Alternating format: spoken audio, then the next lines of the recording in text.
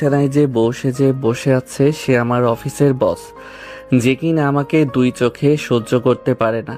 তাহলে ভাবছেন আমার সাথে বিয়ে কেন হলো তার? এ অনেক কাহিনী।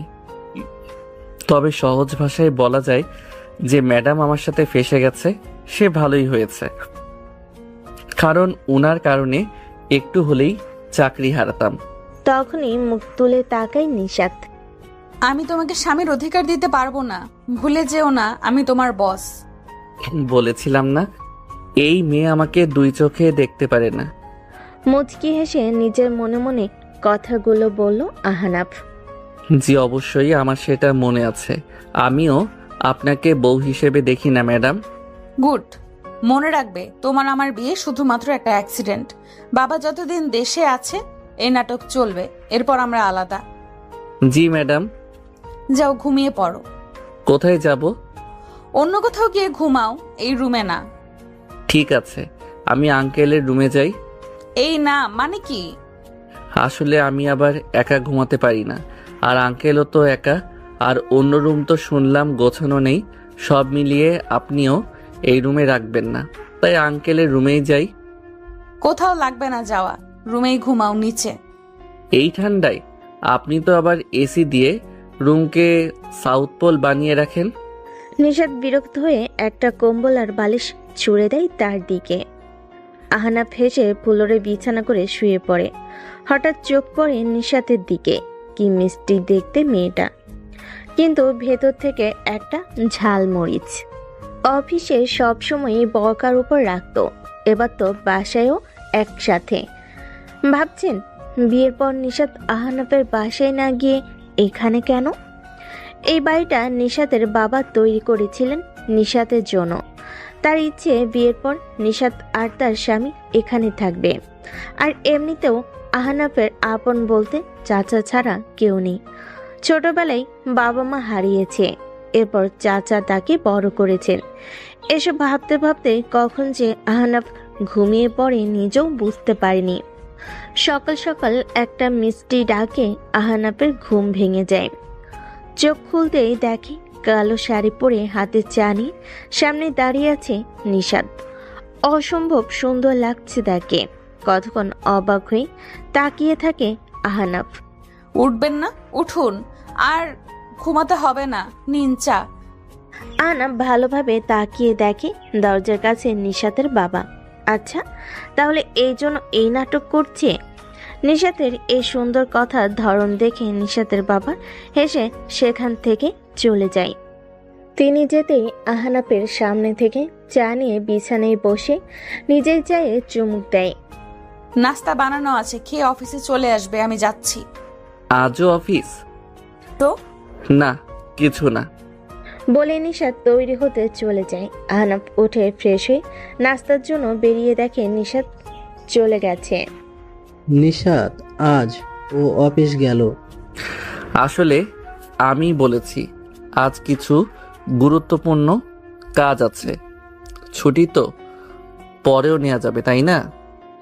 নিশাতের বাবা মাথা নাড়ে। নাস্তা করে রেডি হয়ে আহনাফ অফিসের গেটে যেতে দারোয়ান তাকে থামায়। কি হলো? ম্যাডামের আদেশ, কেউ দেরি করলে 20 মিনিট গেটের বাইরে দাঁড়া করিয়ে রাখতে। আরে ম্যাডামকে বলো আমি এসেছি। এই আদেশ শুধু আপনার জন্যই, আমার কিছু করার নেই। বলে দারোয়ান ভেতরের দিকে চলে যায়। এই রোদের মধ্যে দাঁড়িয়ে থাকে আহনাফ। কি গরম পড়েছে। 30 মিনিট হতেই দারোয়ান গেট খুলে দেয়। আহনাফ দ্রুত ভেতরে গিয়ে নিজের ডেস্কে গিয়ে কাজ শুরু করে। রোদে থাকার ফলে ঘেমে অবস্থা নাজেহাল তার। হঠাৎ পাশ থেকে তার কলিগ হেনা বলে ওঠে, কি ব্যাপার আজ এত লেট আর ঘেমে কেন? ও কিছু না, আসলে বাইরে যা রোদ। ঠিক আছো? তখন নিশাত এসে, অফিসে গল্প করার জন্য আসোনি তোমরা, আর তুমি লেট করে এসেও এত গল্প কিসের? Sorry ma'am. কাজ শেষ করে আমার সাথে দেখা করুন মিস্টার আহনাফ।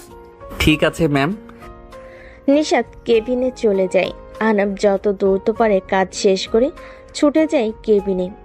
কেবিনে গিয়ে দেখে নিশাত রাগে চোখে তাকিয়ে আছে। আহনাফ গিয়ে বসবে, কিন্তু তার আগেই, আমি বসতে বলিনি, দাঁড়িয়ে থাকো। জি ম্যাম। আহনাফ ফাইলগুলো নিশাতের দিকে বাড়িয়ে দেয়। নিশাত ফাইল দেখতে থাকে আর আহনাফ দাঁড়িয়ে তা দেখতে থাকে। সব ঠিক আছে। ধন্যবাদ। যাও, আমি আরো ফাইল পাঠাচ্ছি, শেষ করো। আরো? কোনো সমস্যা? না না। যাও। আহনাফ মাথা নিচু করে বেরিয়ে যায়। সে যেতেই নিশাত মুচকি হাসে। সারাদিন অফিসের কাজ শেষ করে ছুটির পর গেটের সামনে যেতে দেখে গাড়ি নিয়ে অপেক্ষা করছে নিশাত। এটা দেখে অবাক হয়ে যায় আহনাফ। গাড়ির দিকে এগিয়ে আসে সে। উঠে বসো। আমি চাই না আমরা দুজন আলাদাভাবে বাসায় যাই, আর বাবা সেটা নিয়ে কিছু ভাবুক। আচ্ছা। আহনাফ উঠে বসে গাড়িতে। বাসে এসে আহনাফ সোফায় হেলান দিয়ে বসে। নিশাত ফ্রেশ হয়ে এসে দেখে আহনাফ সোফায় ঘুমিয়ে আছে। সারাদিন যা চাপ গেছে তার উপর এটা দেখে কোথাও না কোথাও নিশাতের একটু খারাপ লাগে। এসিটা ছেড়ে দিয়ে একটা কাঁথা আহনাফের গায়ে দিয়ে রান্নাঘরে চলে যায় নিশাত। ঘুম থেকে উঠে দেখে রাত 8টা বাজে আর নিজের গায়ে কাঁথা দেখে একটু অবাক হয়ে যায় আহনাফ। উঠে ফ্রেশ হয়ে রান্নাঘরে গিয়ে দেখে নিশাত টেবিলের উপর মাথা ফেলে ঘুমিয়ে আছে, কিন্তু চুলার দিকে তাকিয়ে আহনাফ আটকে উঠে রান্না পুড়ে গেছে। আহনাফ দ্রুত ছুটে গিয়ে চুলা বন্ধ করে সব নামায়। নিশাতের বাবা বাইরে গেছেন, কিন্তু রান্না তো সব পুড়ে গেছে। খাবে কি তাহলে? নিশাতকে ডাকতেও ইচ্ছে করছে না। সারাদিন কাজের চাপ হয়তো বেশি গেছে তার উপর, তাই নিশাতকে না ডেকে নিজেই খাবার রান্না বসে। রান্নার হাত বেশ পাকা তার। পছন্দের কাজের মধ্যে রান্নাও আছে। রান্না বসিয়ে রুমে গিয়ে পুরো রুম গুছিয়ে নেয় সে। আহনাফ বেশ গোছানো ছেলে, আর অন্যদিকে নিশাত শুধু নিজের জন্যই যত্নশীল। নিশাত ঘুম থেকে উঠে পুরো বাড়ি অন্ধকার। ঘুটঘুটে অন্ধকারে কিছুই দেখা যাচ্ছে না, কিন্তু আলো নেই কেন? আর আহনাফ কোথায়? ফোন হাতে নিয়ে এদিক ওদিক দেখতে থাকে নিশাত। দোতলার জানালায় গিয়ে তার গায়ে কাটা দেয়। বাড়ির ঠিক বাইরে কিছু বড় গাছ, যা দেখেই কারোর ভয়ে শরীর ঠান্ডা হয়ে যাবে। ভয়ে গলা শুকিয়ে যায় নিশাতের। দ্রুত সিঁড়িতে নামতেই ধাক্কা লাগে কারোর সাথে, আর এর ফলে চিৎকার দিয়ে ওঠে নিশাত। কিন্তু তখনই ফোনের আলোতে দেখতে পায় নিশাতের সামনে দাঁড়িয়ে আছে আহনাফ। আহনাফকে দেখে যেন নিশাতের দেহে প্রাণ ফিরে আসে, আর ভয়ে ভয়ে আহনাফকেই নিশাত জড়িয়ে ধরে। আহনাফ হতবাক হয়ে যায়। নিশাতকে কান্না করতে আগে দেখেনি সে। নিশাত মেয়েটা সাহসী বলে জেনে এসেছে সে। তখনই আলো ফিরে আসে। আমি আসবো? বাবার কণ্ঠ শুনে নিশাতের হুঁশ ফিরে আসে। দ্রুত আহনাফকে ছেড়ে দূরে গিয়ে দাঁড়ায়। এরপর সেখান থেকে রুমে চলে যায়। নিশাতের বাবা হেসে সেখান থেকে চলে যায়, আর আহনাফ সেখানেই দাঁড়িয়ে থাকে। রাতে নিশাতের বাবা আর আহনাফ খাবার টেবিলে এসে বসে। নিশাত ফ্রেশ হয়ে গিয়ে দেখে রান্নাঘরে সব গোছানোই আছে। নিশাত ভাবে ঘুমানোর পর আহনাফ তার রান্না নামিয়ে গুছিয়ে রেখেছে, তাই সে সেগুলো ভেবেই টেবিলে এনে রাখে। আজ আমি তোমার জন্য স্পেশাল রান্না করেছি বাবা। বাহ, কি সেটা? তোমার পছন্দের চিলি চিকেন। কথাটা শুনে আহনাফ মাথা নাড়ে, কারণ সে তো চিলি চিকেন রান্না করেনি। কিন্তু আহনাফের ইশারা না বুঝে ঢাকনা খুলে দিতে নিশাত তার বাবা অবাক। কোথায় চিলি চিকেন? এটা তো অন্য একটা রান্না। নিশাত অবাক হয়ে তাকিয়ে থাকে। আচ্ছা মা, রান্না তুই নিজে করছিস তো? বলে তিনি আহনাফের দিকে তাকাই। আহনাফ নিশাতের দিকে তাকিয়ে আছে। নিশাত ভুরু কুচকিয়ে তাকিয়ে আছে। আহনাফ বুঝতে পারছে আর রাতে তার খবর আছে। খাবারের সময় নিশাত বারবার আর চোখে তাকাচ্ছিল আহনাফের দিকে। এতেই গলা শুকিয়ে যাচ্ছিল আহনাফের। কোনোভাবে খাবার শেষ করে রুমে গিয়ে বসে আহনাফ। নিশাত সব গুছিয়ে রুমে গিয়ে দেখে আহনাফ আকাশের দিকে তাকিয়ে আছে। এই যে আমার রান্নাটা কোথায়? আমার রান্না কেন নেই? আসলে ম্যাম, আপনি যখন ঘুমাচ্ছিলেন তখন আপনার রান্না অক্কা পেয়েছে।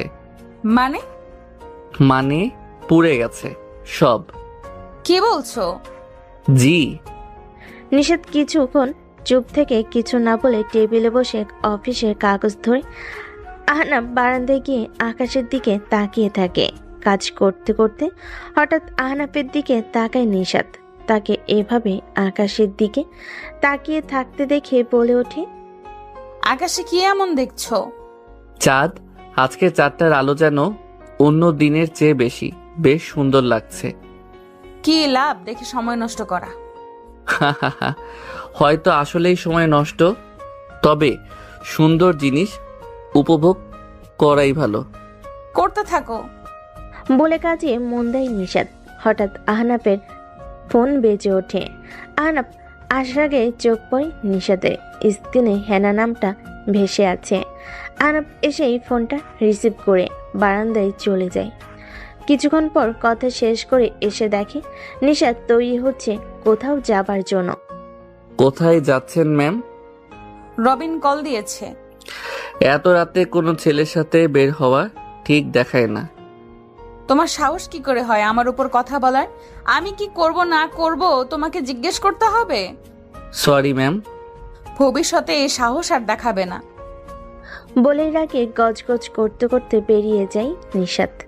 আহনাফ চুপ করে দাঁড়িয়ে থাকে। জানালা দিয়ে দেখে নিচের গাড়িতে অপেক্ষা করছে রবিন, আর নিশাত গিয়ে গাড়িতে উঠে চলে যায়। জানালার পাশেই একটা চেয়ার নিয়ে বসে থাকে আহনাফ। রাত 1টা। নিশাত বাসায় ফিরেই দেখে রুমের লাইট জ্বালানো।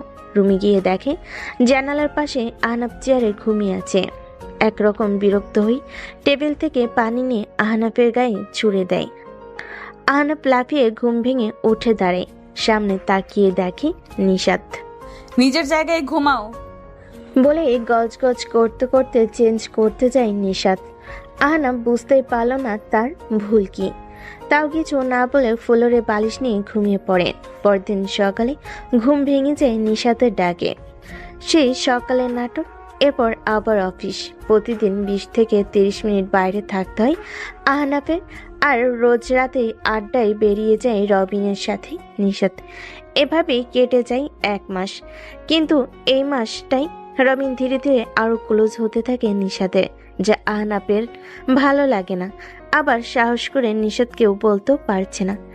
ইতিমধ্যে নিশাতের বাবা গ্রামের বাড়িতে গিয়েছেন কিছু কাজে, তাই সকালের ভালো ব্যবহারটাও তেমন পায় না আহনাফ। কিন্তু একদিন রাতে আকাশ মেঘলা, যে কোনো সময় ঝড় শুরু হতে পারে। আহনাফ বারান্দায় দাঁড়িয়ে। নিশাত আজও বাইরে যাবার জন্য তৈরি হচ্ছে। আজ না গেলে হয় না? কেন? বাইরে যা আবহাওয়া, যে কোনো সময় ঝড় নামতে পারে। সমস্যা নেই বলে নিশাত বেরিয়ে যায়। আহনাফের ব্যাপারটা ভালো লাগে না। কেন যেন আজ মনটা অশান্ত হয়ে আছে। বাইরের পরিবেশটাও যেন তার মনের মতোই আপাতত স্তব্ধ, কিন্তু যে কোনো বড় ঝড় আসবে। রাতে 8টার মাঝে হঠাৎ সবাই খেয়াল করে টিপ টিপ করে বৃষ্টি পড়ছে। তাই এক এক করে সবাই বিদায় নেয়। শেষে শুধু নিশাত, রবিন আর আরেকজন থেকে যায়। হঠাৎ ঝুম বৃষ্টি নেমে যায়। ভিজতে ভিজতে 3 জন ছুটতে থাকে। একজন তো তার বাসায় চলে যায়, আর রবিন আর নিশাত ভিজতে ভিজতে গাড়িতে গিয়ে বসে। নিশাত ব্যাগ থেকে রুমাল বের করে চুল আর মাথা মুছতে মুছতে বাইরের দিকে তাকিয়ে থাকে। কিন্তু রবিনের চোখ নিশাতের দেহের উপর। ভেজা নিশাতকে যেন আরো বেশি মোহনীয় লাগছে। নিজের উপর নিয়ন্ত্রণ হারিয়ে এগিয়ে যায় নিশাতের ঠোঁটের দিকে। নিশাত আচমকা ব্যাপারটা লক্ষ্য করে ধাক্কা দিয়ে তাকে দূরে সরিয়ে গালের চর বসিয়ে দেয়। তোমার মাথা ঠিক আছে? এই কি করছিস এসব? কিন্তু রবিন তখন এসব শোনার পাত্র নয়। ঝাঁপিয়ে পড়ে নিশাতের উপর। নিশাত কোনোভাবে তাকে ধাক্কা দিয়ে গাড়ি থেকে বেরিয়ে ছুটতে থাকে। আজ সে বুঝতে পারছে কেন আহনাফ বারবার না করত। সুযোগ পেলে কেউ ছাড়বে? কান্না করতে করতে ছুটতে থাকে নিশাত। পেছনে রবিনও আসছে ভেবে ভয়ে তার গলা শুকিয়ে যায়। একদিকে রাত 2টা বেজে গেছে, এখনো নিশাতের খোঁজ নেই। তাই চিন্তায় আহনাফের ভালো লাগছে না। হঠাৎ ফোন বেজে উঠতেই ছুটিকে ফোন হাতে নিয়ে দেখে নিশাতের কল। ফোন রিসিভ করতেই শুনতে পায় ওপার থেকে নিশাতের ভারী কান্নার শব্দ। নিশাত কিছু বলতে পারছে না, শুধু কান্না করছে। ম্যাম, আপনি কান্না করছেন কেন? ঠিক আছেন? আমি আসছি। কোথায় আছেন? আসছি আমি। কিছু বুঝতে না পেরে যেভাবে আছে সেভাবেই বেরিয়ে পড়ে আহনাব, কিন্তু ছুটে বাড়ির গেটের সামনে আসতে দেখে গেটের সামনে চাউনি নিচে হেলান দিয়ে মাথা গুটিয়ে কাঁদছে নিশাত। আহনাব তার সামনে বসতে নিশাত মুখ তুলে তাকায়। আমাকে ক্ষমা করে দাও, আমি আর রাতে বাইরে যাব না। কান্না জড়িত কথাগুলো ঠিক যেন আহনাবের বুকে লাগে, কিন্তু কি হয়েছে তার, আর কেনই বা নিশাত এসব বলছে? রুমে ফিরে নিশাত কিছু না বলে শাওয়ারে চলে যায়। আহনাব কিছু বুঝতে না পেয়ে চুপচাপ অপেক্ষা করে। কিছুক্ষণ পর বেরিয়ে আসে নিশাত। আহনাবের দিকে তাকিয়ে দেখে আহনাব যেন কিছু জানার জন্য আগ্রহ নিয়ে বসে আছে। রাতে খেয়েছো? নিশাতের কথাটা শুনে আহনাব অবাক হয়ে তাকিয়ে থাকে। এই প্রথম নিশাত তার খোঁজ নিল খেয়েছে কিনা। আহনাবের মুখে একটা হাসি ফুটে ওঠে। না, এখনো খাইনি। আচ্ছা টেবিলে বসো, আমি খাবার নিয়ে আসছি। আহনাব মাথা নেড়ে উঠে গিয়ে টেবিলে বসে।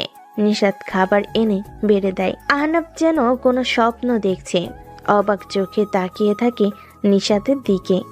এই স্বপ্ন কখনো শেষ না হলেই যেন সে খুশি। কাল একটা অনুষ্ঠানে যেতে হবে, যাবে?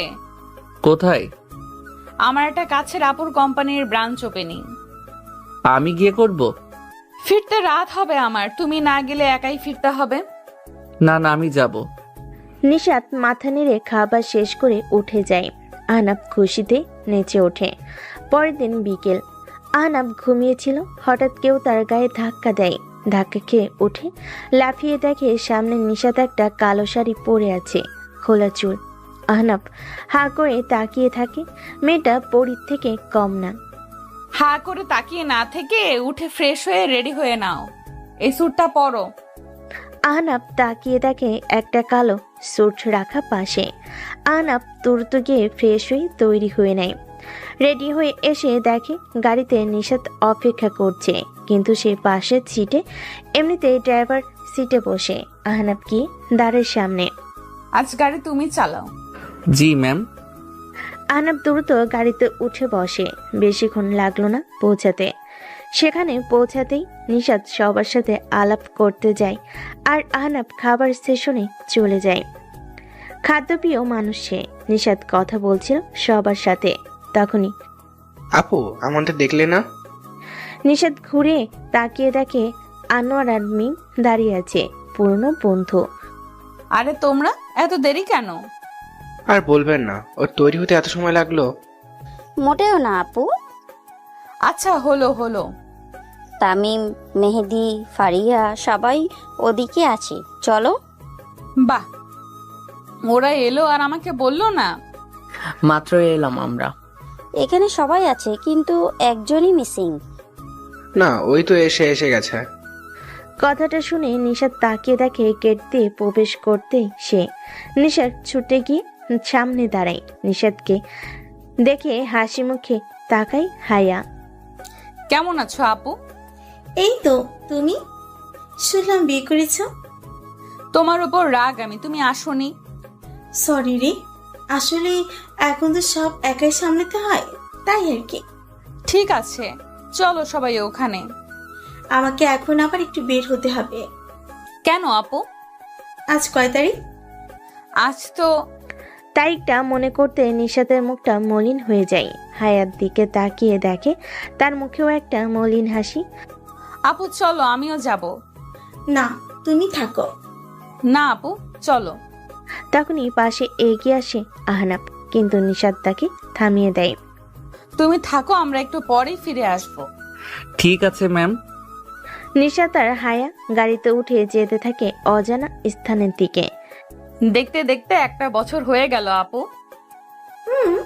তোমাদের জন্য একটা বছর আমার কাছে যেন এক যোগ। কিন্তু আমি এখনো জানি না কেন হলো এমনটা। সব ঠিক ছিল আর এক মুহূর্তে সব শেষ। আমরা ওর হাসির ভেতরে লুকিয়ে থাকা কষ্ট বুঝতে পারিনি। জানো, এখন খুব ঘৃণা হয় নিজের উপর। প্রথমে পরিবার, এরপর কাছের মানুষ, বন্ধু বান্ধব, এরপর আমিও। কেউ বুঝতে পারেনি ও ধীরে ধীরে আমাদের থেকে দূরে যাচ্ছে। বুঝতে পারিনি ওর হাসিটা মিথ্যে ছিল। নিশাদ তাকিয়ে দেখে হায়ার চোখে পানি গাল বেয়ে বুক অব্দি নেমেছে। নিশাদ চুপ করে থাকে। আমাকে এত ভালোবাসা দিয়ে রেখেছিল যে আমি সেটার জন্য বুঝতেই পারিনি ওর ভিতরে কি চলছে। আর সে রাতে যখন ওই কলটা আসলো, সবটা শেষ। বলতেই গাড়ি থামায় নিশাদ। হায়া মাথার কাপড় দিয়ে গাড়ি থেকে নামে। রাস্তার পাশে কাঁচা রাস্তা ধরে একটু এগিয়ে যেতেই একটা বড় গাছ, আর তার নিচেই একটা কবর। আজও আকাশে ঝড়ো ভাব, বিদ্যুৎ চমকাচ্ছে বারবার। নিশাদ দূর থেকে তাকিয়ে দেখে কবরটা জিয়ারত শেষ করে ডুকরে কেঁদে ওঠে হায়া। নিশাদ চেয়েও পারছে না থামাতে। কিছুক্ষণ পর হায়া উঠে দাঁড়ায়, ঘুরে হাতটা ধরে। নিশাদ গাড়ি দরজা খুলে আর হায়া এসে গাড়িতে বসে। নিশাদ গাড়ি চালু দিতেই একটা বাজ পড়ে, আর সেই আলোতেই কবরে কাব্য নামটা স্পষ্ট দেখা যাচ্ছে। নিশাদ আর হায়া গাড়ি নিয়ে ফিরে আসে ভ্যানুতে। হায়া মুখ মুছে স্বাভাবিক হয়ে প্রবেশ করে। আড্ডায় বসে সবাই। তা নিশাত, তোমার স্বামী আসেনি? নিশাদ কিছুক্ষণ ভেবে উত্তর দেয়। খাবার নিয়ে পড়ে আছে। এটা শুনে সবাই হেসে দেয়। তামিম আনোয়ারার স্বামী হিসেবে কেমন? মোটামুটি। আচ্ছা তাই? সত্যি বলতে আমি নিজেকে অনেক ভাগ্যবতী মনে করি ওকে পেয়ে। ও আমার রান্নার ভুল কখনোই ধরেনি। মাঝে মাঝে খারাপ খারাপ হলেও চুপচাপ খেয়েও আমাকে বলবে না। তবুও আমি নিজেকে বলতে গেলেই শুনবে না। হয়, এমন ছেলেও হয়। নিশাদ হায়ার দিকে তাকায়। নিশাদের মনে আছে একবার হায়া আর সে মিটিংয়ে গিয়েছিল, আর সেখানে হায়া যখন বক্তব্য দিচ্ছিল তখন কাব্য একটা চেয়ারে বসে গালে হাত দিয়ে হাসি মুখে মুগ্ধ হয়ে তাকিয়েছিল হায়ার দিকে। এমনকি অফিসের খাবার নিজেই আনতো, হায়া কাজে ব্যস্ত হলে খাইয়েও দিত। হায়া হয়তো এজন্যই কথাটা বলল। নিশাদ হায়ার হাতে হাত রাখলো। হায়া একটা হাসি দিয়ে তার দিকে তাকায়। আর এমন ছেলেদের অনুভূতি অনেক গভীর হয়, বুঝতে পারার আগেই মাঝে মাঝে হারিয়ে যায়। হায়া আস্তে আস্তে বলে, যা নিশাদ শুনতে পায়। নিশাদ ঘাড় ঘুরিয়ে তাকিয়ে দেখে আহনাফ চেয়ারে দুপা ভাঁজ করে বসে খাবার খাচ্ছে। নিশাদ কিছু একটা আজ করতে পেরে দ্রুত উঠে এক গ্লাস পানি নিয়ে আহনাফের পেছনে গিয়ে দাঁড়ায়। কয়েক সেকেন্ডের মধ্যেই আহনাফের গলায় খাবার আটকে যায়। সে তো পানি আনেনি, কিন্তু পেছন থেকে গ্লাসটা বাড়িয়ে দেয়। আহনাফ দ্রুত পানি খেয়ে হাঁপ ছেড়ে বাঁচে। নিশাতের দিকে তাকিয়ে দেখে নিশাত মাথা নেড়ে সেখান থেকে হেঁটে যায়। নিশাত গিয়ে সবাই সহ খেতে বসে। তোমার হাজবেন্ডকে ডাকবে না? ও আগে খেয়ে নিয়েছে, এখন ডাকলেও খেতে পারবে না। কিন্তু তখনই পেছনে আহনাফ হাজির, বলে, আমি কখন বসবো খেতে? কথাটা শুনে সবাই হাঁ করে তাকিয়ে থাকে। বিশেষ করে নিশাত বড় বড় চোখ করে তাকিয়ে থাকে। আপনি আরো খাবেন? হ্যাঁ, তখন নাস্তা করলাম। আরে নিশাত, সমস্যা কি? বসো ভাই। 1 মিনিট। নিশাত ব্যাগ থেকে একটা ইনো বের করে পানিতে গুলে আহনাফকে দেয়। এটা আগে শেষ করে নাও, তারপর কিছুক্ষণ রেস্ট, তারপর খাবে। প্রয়োজনে আমি অপেক্ষা করব। আরে আমাদের এসব লাগবে না, চিন্তা করবেন না। অনুষ্ঠান থেকে ফেরার 1 ঘন্টা পর বিছানায় পেট ব্যথায় কাতরাতে থাকে আহনাফ। সামনে নিশাত চোখ গরম করে তাকিয়ে আছে। আহনাফের এবার কি হবে? আহনাফ ভয়ে ভয়ে নিশাতের দিকে তাকায়। নিশাত কিছুক্ষণ চোখ গরম করে তাকিয়ে মাথা নেড়ে উঠে রুম থেকে বেরিয়ে যায়। আহনাফ চুপ করে শুয়ে থাকে। তখনই আবার নিশাত কিছু মেডিসিন নিয়ে এসে আহনাফের সামনে বসে। এক এক করে 2টো ট্যাবলেট আহনাফের হাতে ধরিয়ে দেয়, পানির গ্লাস সহ। এগুলো সহ খেয়ে নাও। জি। নিশাত উঠে চেঞ্জ করতে চলে যায়। পরের দিন নিশাত একাই অফিসে চলে যায়। আহনাফকে বলে যায় যেন বিছানা থেকেও না ওঠে। সকাল থেকে একা থাকতে থাকতে আহনাফ বিরক্ত হয়ে যায়। দুপুর হয়ে আসতেই ভাবলো একটু হেঁটে আসবে, কিন্তু বিছানা থেকে বাইরে পা রাখতে কারোর একটা ছায়া দরজায় পড়ে। আহনাফ তাকিয়ে দেখে নিশাত অফিস থেকে ফিরে রুমের দরজায় দাঁড়িয়ে আছে। আমি তোমাকে না করেছিলাম উঠতে। Sorry ma'am. আমি রান্না করে নিচ্ছি, তোমার কিছু চাই? না না, ঠিক আছি আমি। ঠিক আছে। নিশাত রান্না করতে চলে যায়। হঠাৎ নিশাতের পরিবর্তন দেখে আহনাফ অবাক, আবার খুশিও। দুপুরে রান্না শেষ করে খাবার সোজা রুমেই নিয়ে আসে নিশাত।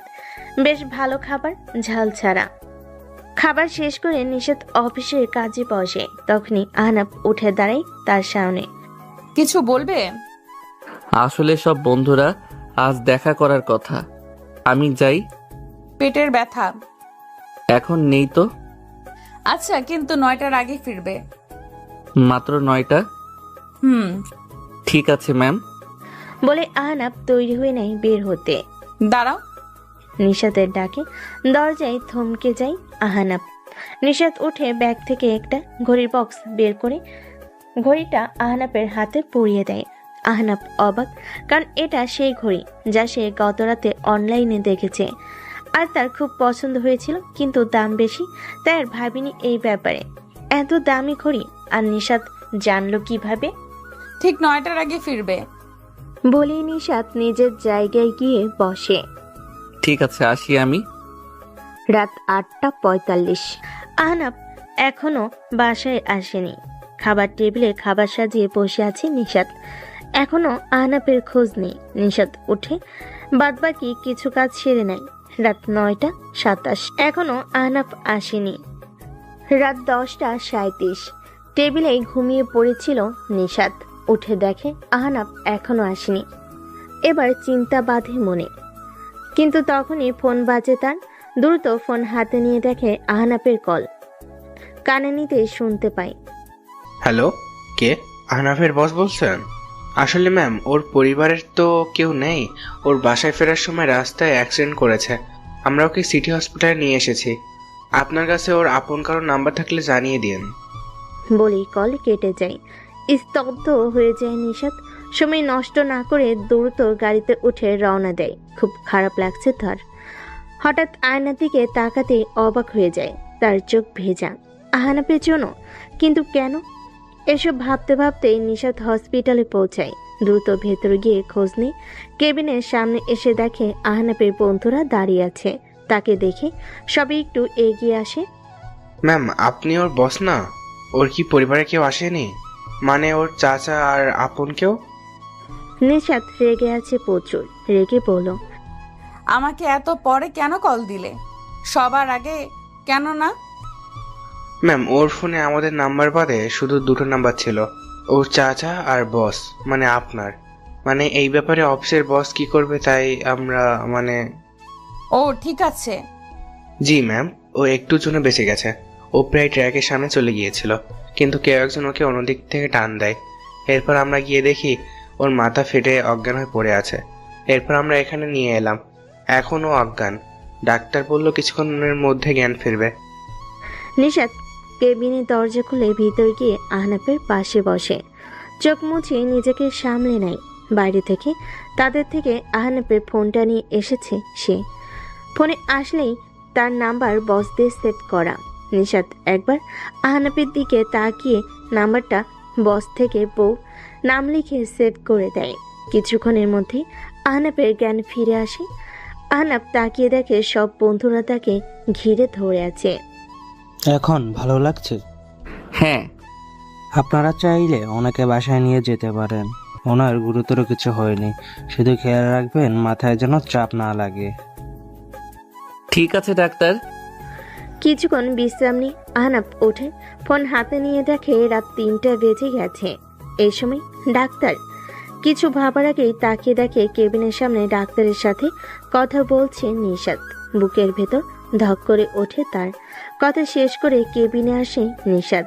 নিশাত আহনাফের দিকে একবারও তাকায়নি, বরং তার বন্ধুদের বলে যেন তারা সহ আহনাফকে গাড়িতে নিয়ে আসে। বাইরেই গাড়ি বলে নিশাত বেরিয়ে গাড়িতে এসে বসে। আহনাফ এসে সামনে বসে। তার সাথে 3 বন্ধু পিছনে ছিটে নিশাত গাড়ি চালাতে শুরু করে। বাহ আহনাফ, তোর বস খুব ভালো। আহনাফ তাকিয়ে দেখে নিশাত যেন প্রচন্ড রেগে আছে। হ্যাঁ বস, আমি। ও খুব ভালো কাজ করে, তাই বস হয়ে ওর কেয়ার করি। বস তো তাই। আহনাফ বুঝতেই পারল না কেন সে একটা কথাই এতবার বস উচ্চারণ করলো। একে একে সবাইকে নামিয়ে দিয়ে বাসায় ফিরে আসে নিশাত আর আহনাব। বাসায় ফিরে রুমে গিয়ে একটা বালিশ নিয়ে অন্য রুমে চলে যায় নিশাত। আহনাব কিছুই বুঝতে পারল না। পরের দিন সকালে উঠে দেখে নিশাত আগে বেরিয়ে গেছে অফিসের জন্য। আহনাব দ্রুত এই অবস্থাতেও তৈরি হয়ে অফিসের জন্য বেরিয়ে যায়। অফিসে যাবার সময় কাল রাতের কথা মনে ভেসে ওঠে। ট্রাক তার দিকে ছুটে আসছিল, তখন একটা হাত তাকে টান দিয়ে সরিয়ে নেয়। তার মুখ সে দেখেনি, শুধু চোখ জোরে দেখেছে। মুখটা কালো কাপড় দিয়ে ঢাকা, আর কানে এসেছিল অনেকটা পাখির পাখা ঝাপটানোর শব্দ। কে ছিল সে? অফিসে পৌঁছে দেখে সবাই কেমন চুপ হয়ে আছে, আর নিশাতের কেবিন থেকে একরকম ঝগড়ার শব্দ আসছে। আহনাব গিয়ে দেখে রবিন এসেছে। সেই রাত নিয়ে কথা কাটাকাটি করছে নিশাতের সাথে। নিশাত তাকে বারবার বেরিয়ে যেতে বলছে, কিন্তু রবিন মাঝে মাঝে এমন কথা বলছে যে সে হুমকি দিচ্ছে। আহনাব ভেতরে যেতেই রবিন তার দিকে এগিয়ে এসে কলার ধরে ধাক্কা দিয়ে কেবিনে বাইরে ফেলে দেয়। সামান্য কর্মচারী হয়ে আমাদের কথা শোনানোর সাহস কি করে হয়? বলে রবিন দরজা লাগিয়ে দেয়। আহনাব উঠে চেয়ারে বসে মাথা নিচু করে। কয়েক সেকেন্ডের মধ্যেই গেট খুলে রবিনকে ধাক্কা দিয়ে বের করে দেয় নিশাত। রবিন উঠে রেখে নিশাতের দিকে যেতেই কেউ তাকে পেছন থেকে টেনে ধরে। রবিন পেছনে তাকায়। আহনাব তার ঘাট টেনে ধরে আছে। রবিন কিছু বলতে যাবি, তার আগেই এক ঘাসকা টানে সোজা ফ্লোরে ফেলে দেয় আহনাব তাকে। নিশাত অবাক হয়ে তাকিয়ে দেখে আহনাবের মুখ গম্ভীর হয়ে আছে, চোখ কেমন একটা স্তব্ধ হয়ে আছে, রাগের ভাব স্পষ্ট। তোর এত বড় সাহস!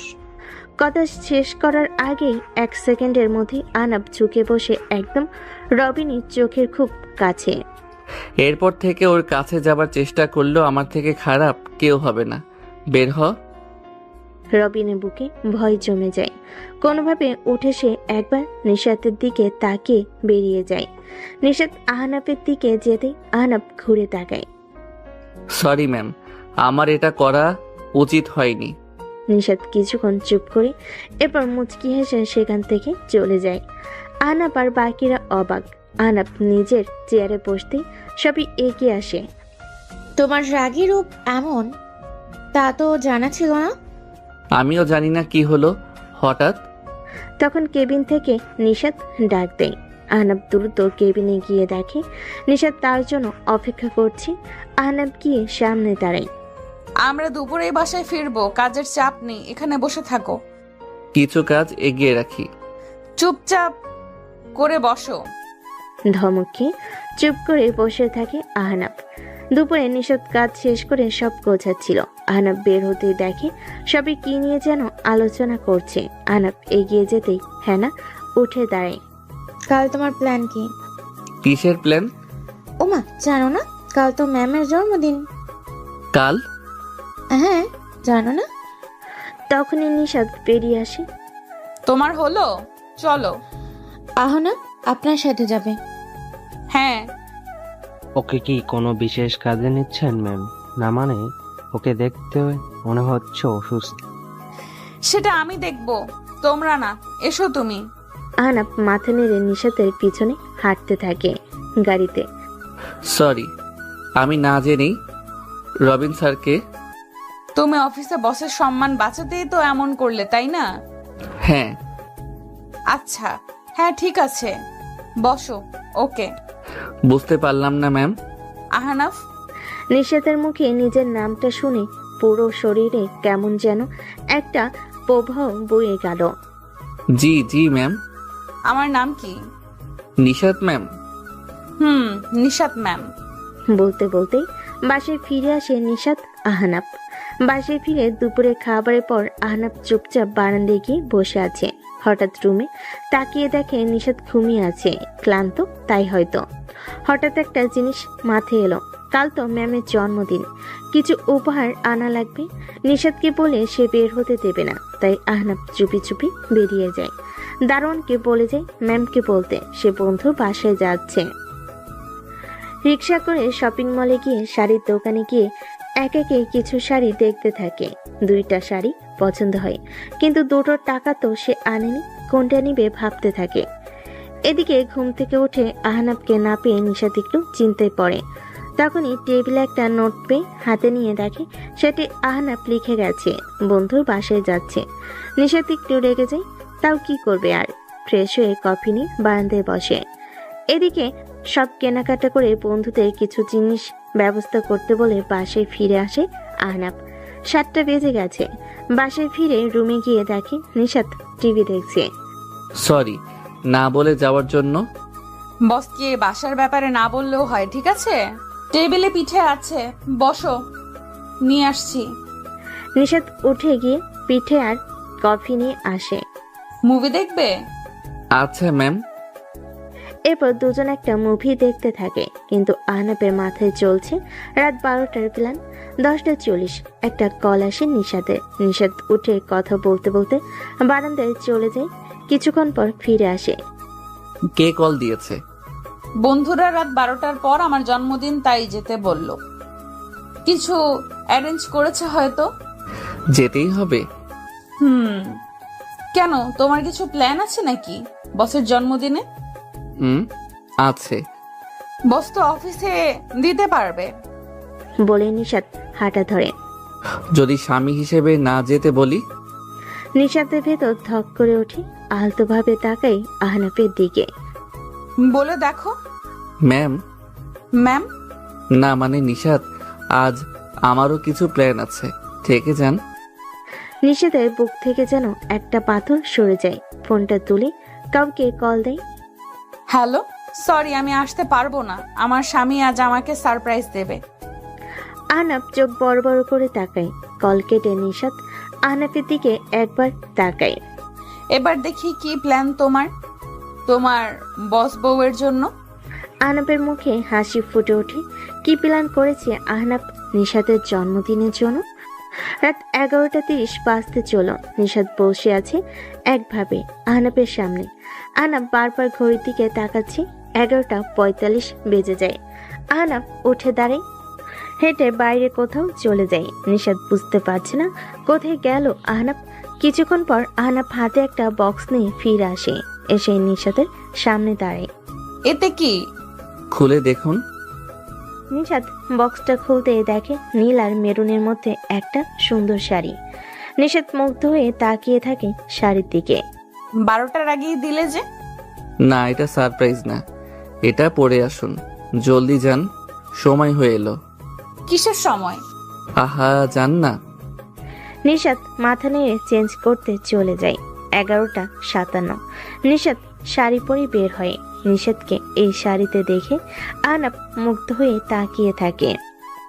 এই যে দেখা হলো। So sorry ma'am. এবার সারপ্রাইজটা। আসুন আসুন।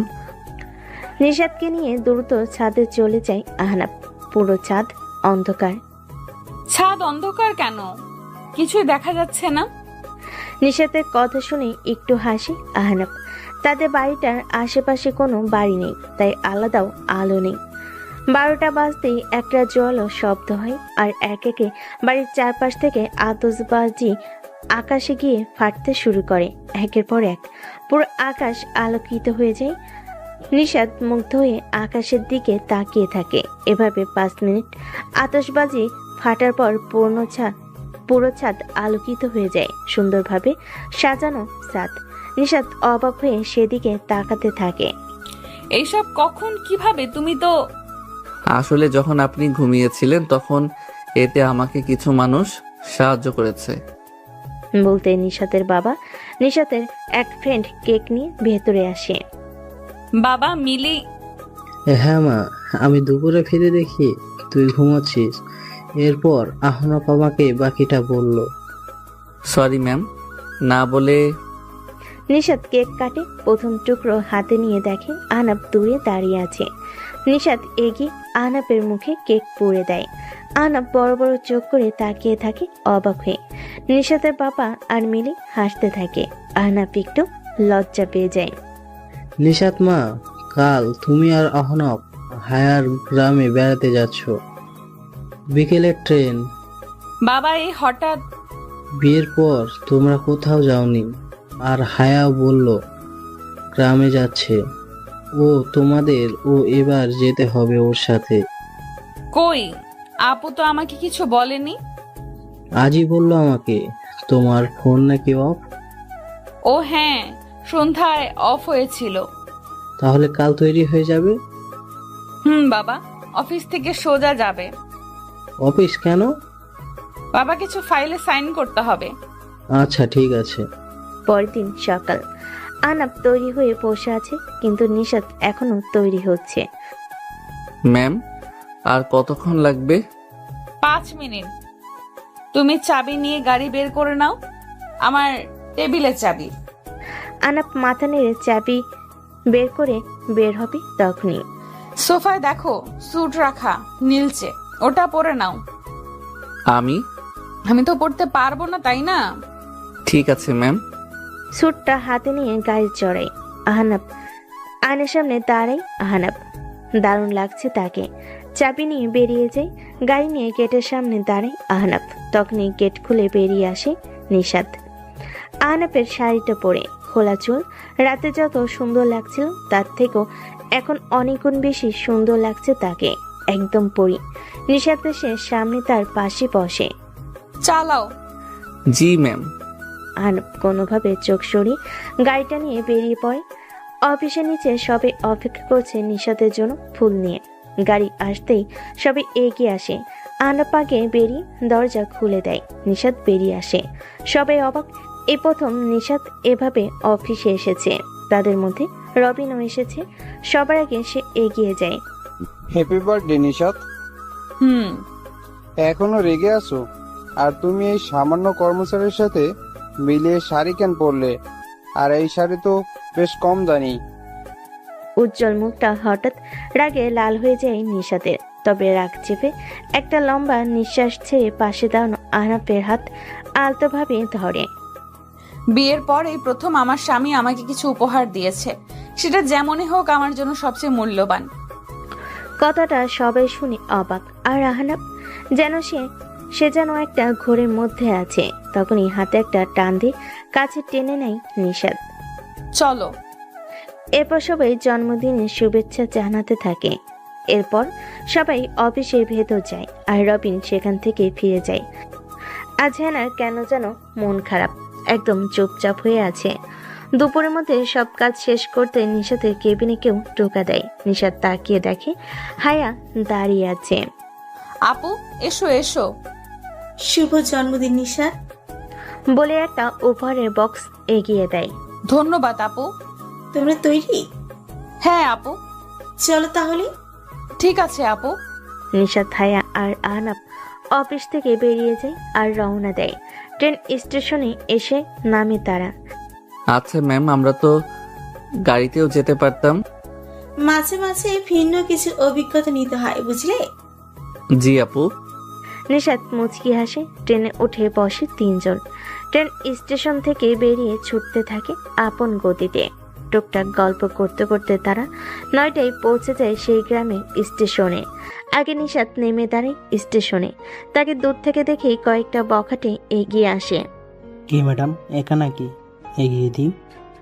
ধীরে ধীরে নিশাতের খুব কাছে চলে আসতে থাকে, কিন্তু হঠাৎ ছেলেগুলোর চোখে ভয় বড় বড় হয়ে যায় আর এক পা দুপা করে পিছিয়ে যেতে থাকে। নিশাত ঘুরে তাকিয়ে দেখে হায়ার ট্রেন থেকে নামছে আর তাকে দেখে ওরা পিছিয়ে যাচ্ছে। কিন্তু কেন? আপু তুমি ওদের চেনো? ওরা মিরাজ। বকেটের ছেলেগুলোর একজন এগিয়ে আসে। তোমার হাত ঠিক আছে এখন?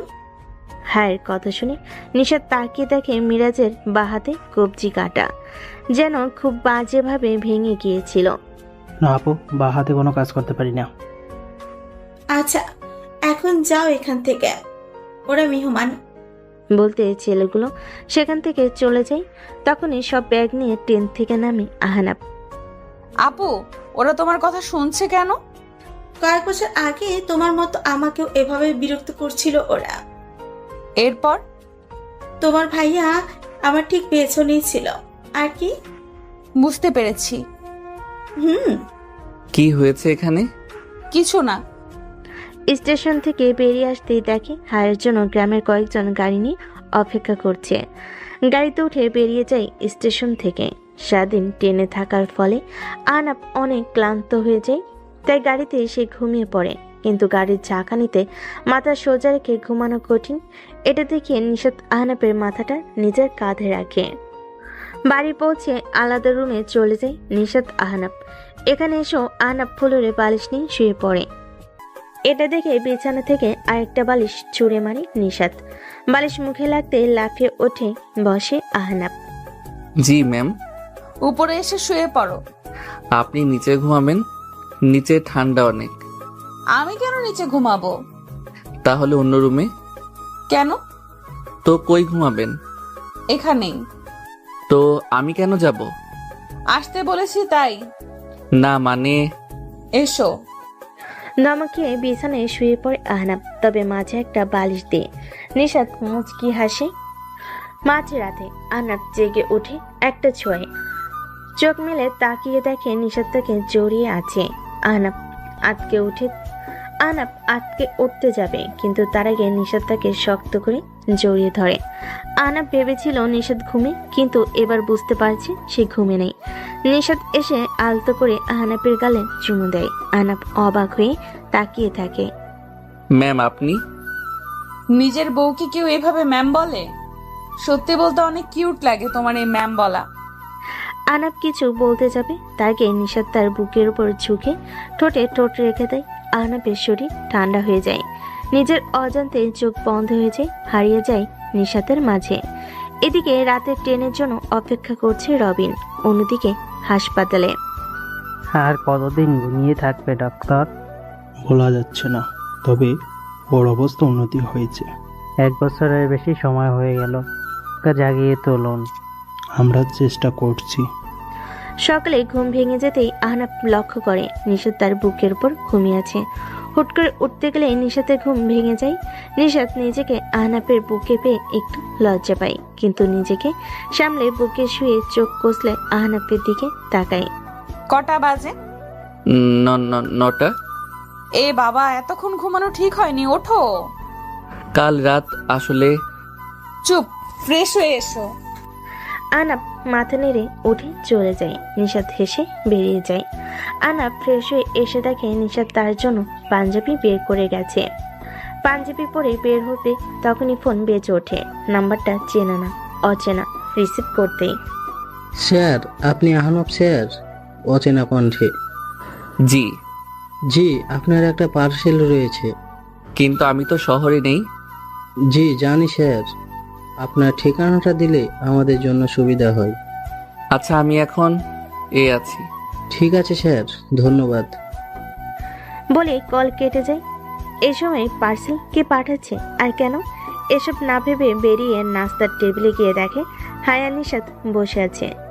খুব ভালো হলো। জি আপু। দুজনের জন্য আজ একটা সারপ্রাইজ আছে। কি সারপ্রাইজ আপু? এখনই বলবো না, বিকেলে। কি বলো না। আহনাফ, তোমার কাছে কোনো কল এসেছে? হ্যাঁ আপু, একটু আগেই। আচ্ছা, তাহলে বিকেলেই জেনে যাবে। আহা, বলো না। না, খেয়ে দ্রুত। এরপর আমরা গ্রাম দেখতে বের হব। আচ্ছা। আহনাব নাস্তায় বসে। নাস্তা শেষ করে তিনজন গ্রামের রাস্তা ধরে হাঁটা শুরু করে গ্রাম দেখতে। দুধারে মাঠ আর রাস্তার ধারে উঁচু উঁচু গাছ, আর শীতল ছায়ার মধ্য দিয়ে কাঁচা রাস্তা চলে গেছে। আর সেই রাস্তা ধরে তিনজন হাঁটছে। মাঝে মাঝে পাশ দিয়ে শালিকের দল উড়ে যাচ্ছে। এক মনোরম পরিবেশ। হাঁটতে হাঁটতে হায়া আর নিশাত হাসি তামাশা করছে। হঠাৎ নিশাত হাঁটতে হাঁটতে আহনাবের এক হাত জড়িয়ে ধরে। আহনাব চমকে উঠে তাকায়, কিন্তু নিশার জন্য এটা ভুল করে ধরেনি। সে ধরেই হাঁটছে আর হায়ার সাথে কথা বলছে। আহনাব তাকিয়ে আছে নিশাতের দিকে। আমাকে পরে সারাক্ষণ দেখতে পারবে, রাস্তা দেখো এখন। জি ম্যাম। কথাটা শুনে চোখ পাকিয়ে তাকায় নিশাত। এতে ভয়ে গলা শুকিয়ে যায় আহনাবের। আহনাবের চোখে মুখে ভয় দেখে নিশাত হেসে দেয়। আহনাব একটু মুচকি হাসে। দুপুর হয়ে আসতেই তারা বাড়ির দিকে হাঁটা শুরু করে। হঠাৎ দূর থেকে একটা বুড়ো লোক ছুটে আসে, এসে হায়ার সামনে দাঁড়ায়। হায়া মা, তুমি এসেছো, আমাকে বলনি কেন? কাকা, আমি রাতে এসেছে। আমি তো বিকেলে আপনার বাড়ি যেতাম। সে তো যেতেই হবে, আজ তো তোমার মিলির গায়ে হলুদ, কাল বিয়ে। কি বলেন? আমাদের মিলি বিয়ে? বাবা, কত বড় হয়ে গেল, বুঝতেই পারিনি। তুমি কিন্তু সময় করে চলে আসবে, মিলি জানলে কিন্তু নিজে গিয়েই টেনে নিয়ে আসবে তোমার। কাকা, আমি যাব। মিলির বিয়ে আর আমি যাব না, তা হয়? আচ্ছা মা, শুনে খুশি হলাম। এখন চাই, অনেক কাজ তো মা, মেয়ের বাবা তো। বলেই লোকটা ধান ক্ষেতের আইল ধরে একটা বাড়ির দিকে চলে যায়। আজ গায়ে হলুদে যেতে হবে, গ্রামের বিয়েটাও দেখে নেবে তোমরা। আপু, বেশ ভালো হলো। আমি কখনো গ্রামের বিয়ে দেখিনি, আজ দেখব। আপু, তাহলে তো আমাকে একটু শপিং মলে যেতে হবে। কেন? আসলে আমি গলায় পরার কিছু আনিনি, শাড়ির সাথে কিছু না পরলে কেমন লাগবে বলো? এইখান থেকে সবচেয়ে কাছের শপিং মলের দূরত্ব 3 ঘন্টার। কি বলো? তাহলে বললাম না, ভেবো না, সারপ্রাইজ আছে। আচ্ছা, তুমি কি বলবে ঠিকভাবে? বাড়ি চলো। হ্যাঁ আপু, আমার অনেক ক্ষুধা পেয়েছে। তোমার তো সারাদিনই ক্ষুধা পায়। আসলে সত্যি খিদে পেয়েছে। হ্যাঁ হ্যাঁ, চলো। বাড়ি এসে হায়া রান্নার খোঁজ নেয়। বাড়ির লোকেরা জানে সব তৈরি। এদিকে নিশাদ গোসল শেষ করে এসে আয়নার সামনে দাঁড়ায়। ভেজা চুল, এখনো পানি পড়ছে। তখনই পেছন থেকে আহনাফ এসে তাকে দেখে হতবাক হয়ে তাকিয়ে থাকে। কেন যেন একটা নেশার মতো কাজ করছে নিশাদকে দেখে। এইদিকে এসো তো। হ্যাঁ। আহনাফ এগিয়ে যায়। নিশাদ তোয়ালেটা আহনাফের হাতে ধরিয়ে দেয়। আমার চুলটা মুছে দাও হালকা হাতে। আমি? কোনো সমস্যা? না মানে। কোনো সমস্যা? না ম্যাম। নিশাদ আয়নার সামনে বসে আর আহনাফ পেছনে দাঁড়িয়ে আস্তে আস্তে চুলে তোয়ালে বুলিয়ে শুকাতে থাকে। তার রাতে কি রঙের পাঞ্জাবি পরবে? জানি না, একটা পরলেই হলো। জানি না মানে? এখনো ভাবোনি? না মানে। থামো, হয়েছে। জি। কালো পাঞ্জাবি আমি আয়রন করে রাখবো। জি আচ্ছা। অনুষ্ঠান শেষ করে বেশ কয়েকদিন পর নিশাত আর আহনাফ হায়ার থেকে বিদায় নিয়ে শহরে চলে আসে। নিশাত আগে থেকে পরিবর্তন হয়েছে, এখন আর রাতে একা বাইরে যায় না। আহনাফকে কেয়ার করে, তবে আহনাফ বুঝতে পারছে না তাকে ভালোবাসে নাকি বাসে না। সকালে নাস্তা করে দুজন অফিসে গেল।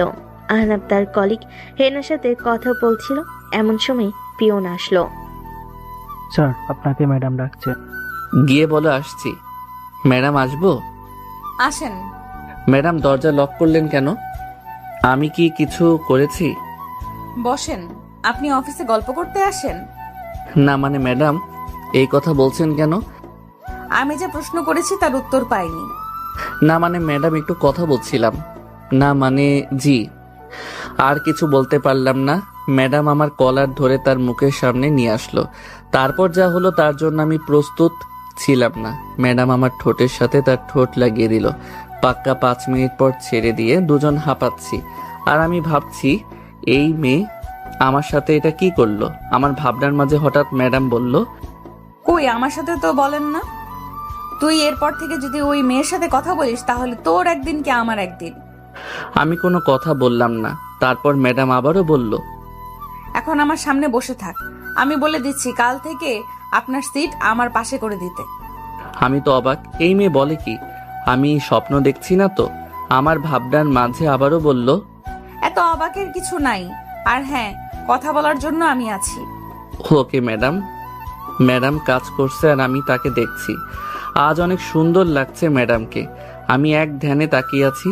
এর ভিতর লাঞ্চের সময় হয়ে গেছে, তাই ম্যাডাম আমাকে ডাকলো। আমাকে দেখার জন্য সারা রাত পড়ে আছে। আসো, লাঞ্চ করে আসি। আপনি একটু আগে যে জিনিস খাওয়াইলেন তাতে আর খিদে থাকে? কিছু বললে? না, আমি কিছু বলিনি। আচ্ছা তাহলে চলো। আমি আর ম্যাডাম অফিসের পাশে একটা রেস্টুরেন্টে আসলাম। খাবার অর্ডার দিল। খাবার খেয়ে অফিসে চলে আসলাম। আজকে এভাবেই দিনটা কেটে গেল। অফিস শেষ করে দুজনে বাসায় ফিরলাম। আমি ফ্রেশ হয়ে বসে মোবাইলে ফেসবুকে ঢুকলাম। হঠাৎ ম্যাডাম রুমে এসে বলল, তোমার মোবাইলটা দাও তো। কেন? আমি দিতে বলেছি। আমি ম্যাডামকে ফোনটা দিলাম। ম্যাডাম ফোন নিয়ে বলল, তোমার ফেসবুক ইনস্টাগ্রাম পাসওয়ার্ডটা দাও তো। কেন? আমি পাসওয়ার্ড দিব কেন? তোরা তো মেয়েদের সাথে কি, আমি তোর বউ, তুই একমাত্র আমার। অন্য কারোর সাথে কথা বললে তোর একদিন আমার যা লাগে। দে পাসওয়ার্ড দে। এইভাবে কেউ মারে? ভালোভাবে বললেই দিয়ে দিতাম। গুন্ডি কোথাকার। কিছু বললে? না, এই নেন। তারপর আমার ফেসবুক ডিটেকটিভ করে নতুন একটা অ্যাকাউন্ট করে দিল। আমি তার হাতে থাপ্পড় খেয়ে আবুলের মতো বসে আছি আর ভাবছি এই মেয়ে আসলে চাইটা কি। হঠাৎ ম্যাডাম রুমে এসে বলল, চলো খাবে। না, আমার খিদে নেই। আমি বলছি খাবে মানে খাবে। সব আমার কথা মতো হবে নাকি? হ্যাঁ, সব আমার কথা মতো হবে। এই কথা বলে ম্যাডাম আমার কলার ধরে ঠোঁটে ঠোঁট মিলিয়ে দিল। কিছুক্ষণ পর ছেড়ে দিয়ে দিল। আমি তার দিকে তাকাতেই দেখলাম লজ্জায় হয়ে গেছে সব। সেই করে আবার সেই লজ্জা পায়। তারপর বলল, আমি তোর বউ, তুই আমার কথা শুনবি না কার কথা শুনবি? আচ্ছা ম্যাডাম। আমি তো ম্যাডামই। নেক্সট টাইম যদি ম্যাডাম বলো তাহলে খবর আছে। তাহলে কি বলবো? আমি তোর বউ, তাই নিশাত বলে ডাকবি। আচ্ছা। চলো খেতে চলো। আমার খিদে নেই। আহালে আমার বাবুটা রাগ করেছে। রাগ করো না, আমি তোমার 5টা না 10টা না একটা মাত্র বউ। আমার উপর রাগ করো না। রাতে আদর দিমনে। চলো এখন খাবে। তারপর ম্যাডাম আর আমি ডিনার শেষ করে রুমে আসলাম। আমি নিচে ফ্লোরে বিছানা করছিলাম, তখন বউ আসলো। তুমি এটা কি করছো? ঘুমাবো, বেড ঠিক করছি। না, তুমি এখানে ঘুমাবে না। তাহলে? উপরে আমার সাথে ঘুমাবে। কিন্তু কোনো চিন্তা নয়। তারপর আমি আর কোনো কথা না বলে খাটের এক কর্নারে গিয়ে অন্যদিকে তাকিয়ে শুয়ে আছি। এরপর নিশাত আমার পেছন থেকে জড়িয়ে ধরলো। এসব কি হচ্ছে? তুমি এভাবে জড়িয়ে ধরছো কেন? আমার না কোলবালিশ জড়ায় ধরে ঘুমানোর অভ্যাস। তাহলে তুমি ও পাশে কোলবালিশ আছে, সেটাকে জড়িয়ে ধরে ঘুমাই। এখানে কোনো কোলবালিশ নেই। মানে? আমার কোলবালিশ কোথায় গেল? ওটা আমি ফেলে দিয়েছি। ফেলে দিছো মানে? কিন্তু কেন? কারণ এই ছোট খাটে 3 জনে ঘুমাতে পারবো না। 3 জন কোথায়? এখানে তো মাত্র 2 জন, আমি আর তুমি। ওই যে কোলবালিশকে নিয়েই তো 3 জন। আমি তো ওই কোলবালিশটা ছাড়া ঘুমাতে পারি না। তাহলে এখন আমি কি জড়িয়ে ধরে ঘুমাবো? কেন তুমি আমাকে আর আমি তোমাকে দুজনকে জড়িয়ে ধরে ঘুমাবো? না, আমি তোমাকে কিছুতেই জড়িয়ে ধরে ঘুমাবো না। তুমি না ঘুমালে না ঘুমাবে, কিন্তু আমি তো তোমাকে জড়িয়ে ধরেই ঘুমাবো। এই কথা বলে আবার আমাকে জড়িয়ে ধরে শুয়ে পড়ল। আমি আর কিছুই বললাম না, কারণ জানি আমার কথা শুনবে না। আমারও মন চাচ্ছে ওকে ভালোবেসে বুকে জড়িয়ে নিতে, কিন্তু কেন জানি না একটা বাধা অনুভব করছি। আজ সারা দিনটা যে কিভাবে কেটে গেল বুঝতেই পারিনি। আর আমাকে যে মেনে নিয়েছে এটা তো আমার কাছে স্বপ্নের মতো মনে হচ্ছে। এইসব কথা ভাবছিলাম, তখন ম্যাডাম মানে বউ বলল, শুনছো? আমার না আদর লাগবে। আপনার আদর লাগবে? আমি কি করতে পারি? তুমি কি করতে পারো মানে কি? আমার আদর লাগবে। আপনার আদর লাগবে, আপনি নিয়ে নেন। আমি না করছি নাকি? হায় আল্লাহ, আমার কি ফাটা কপাল, এমন আনরোমান্টিক একটা স্বামী দিলা। আমি আনরোমান্টিক? তো কি? রোমান্টিকতা দেখতে চান, সামলাতে পারবেন তো? তুমি দিয়ে দেখো না। শোনো না, বলেন। আমার তোমার মতো একটা ছেলে বাবু লাগবে। আমার তো আপনার মতো একটা মেয়ে বাবু চাই। সে দেখা যাবে, আগে আল্লাহ যেটা দিবে ওইটাই। আগে তো বাবু আসার কাজ শুরু করবে, নাকি এমনি এমনি প্লে স্টোর থেকে আসবে? আর কি, আমি সম্মতি পেয়ে ম্যাডামকে কাছে টেনে নিলাম। তারপর একে অপরের মাঝে মিশে গেলাম। আমি ম্যাডামের নাভিতে একটা চুমু খেলাম। তারপর নিচে নামতে লাগলাম, আর ম্যাডাম আমার সারা শরীরে কিস করছে আর এক হাত দিয়ে মাথায় হাত বুলিয়ে দিচ্ছে। এরপর আমরা চলে গেলাম অন্য জগতে। সকালে ঘুম ভাঙলো নিশাতের চুলের পানিতে। চোখ খুলে দেখলাম নিশাত মাত্র শাওয়ার নিয়ে বের হয়েছে। আমি বললাম, তুমি একা শাওয়ার নিলে? তাহলে কি করব? দুজনে একসাথে নিতাম। আহা, শখ কত! অফিসে যেতে হবে, তাড়াতাড়ি ওঠো। এতদিন পর বউকে কাছে পেলাম।